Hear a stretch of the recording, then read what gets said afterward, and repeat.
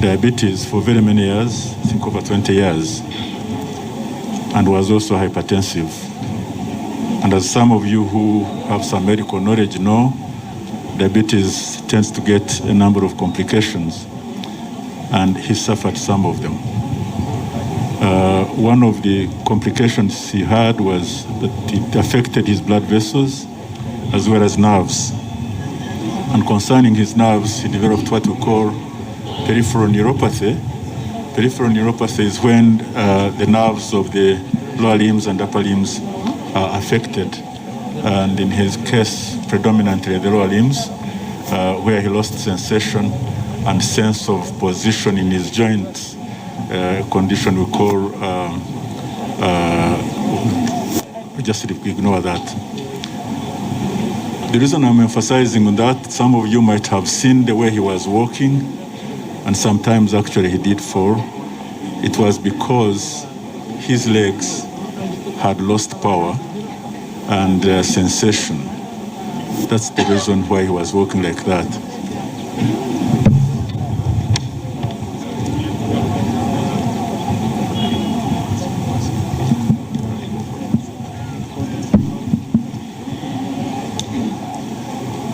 As a result of failure to recognize positioning of his joints, his right foot had curved in as well and started walking on the aspect of the lateral aspect of the foot and developed ulcers. I'm emphasizing this because it had an impact on how the public was viewing him. Those ulcers would occasionally get infected. We tried to correct the foot. It was quite difficult. And that is the position of the way he was walking. The other complication he had, especially so when somebody has got high blood pressure, a combination of that, blood pressure and diabetes, affects the kidneys. And he lost the function of his kidneys, and we had to start him on dialysis. In all this, even when he was on dialysis and he has lost sensation and was walking like that, he maintained his intellectual acuity, as was testified by one of the members of parliament whenever he used to appear in parliament. I just have to emphasize that. As a result of that, the bank had set up a team of doctors who were meeting regularly at home, and that team was led by Professor or team, and some members. I talked about the members in my presentation in Kampala. I want to appreciate the work that team did for him. I want to appreciate the bank for having provided him with a dialysis machine, having supported him very quickly whenever we came to appeal to the bank to finance some of the activities for him. We did refer him a number of times abroad for his care. He was in the US, South Africa, India, UK, and recently the Middle East. Now, he continued to deteriorate, and last year we had wanted him to go out, but we couldn't because of the travel restrictions of COVID. And so towards the end of last year, when the travel restrictions were lifted, he left Uganda. We referred him to Abu Dhabi, having failed to get him to any other place, in a Cleveland clinic in Abu Dhabi, where he went, I think, towards the end of October. He was stabilized, his foot was taken care of, his dialysis was also worked on, and he returned around the 18th of December last year. Upon his return, a few days later, about 2 days later, he developed complications of infections and blood pressure and lack of oxygen. We admitted him at Nakasero Hospital, stabilized him, and he was able to join his family for Christmas on the 24th.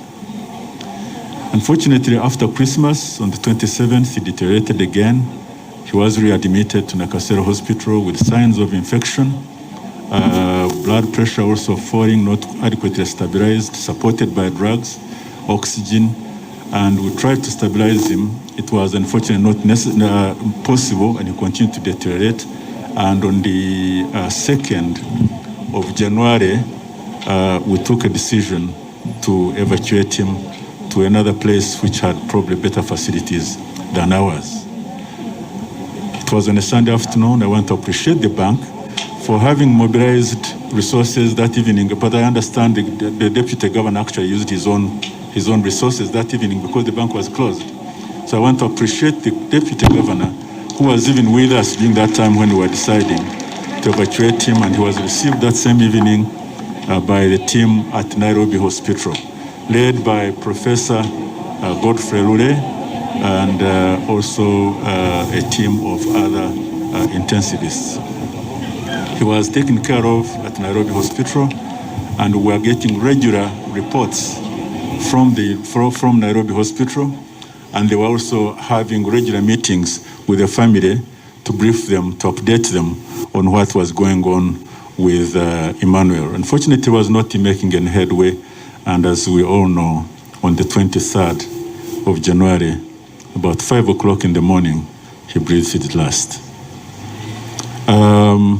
So that is the story about Emmanuel.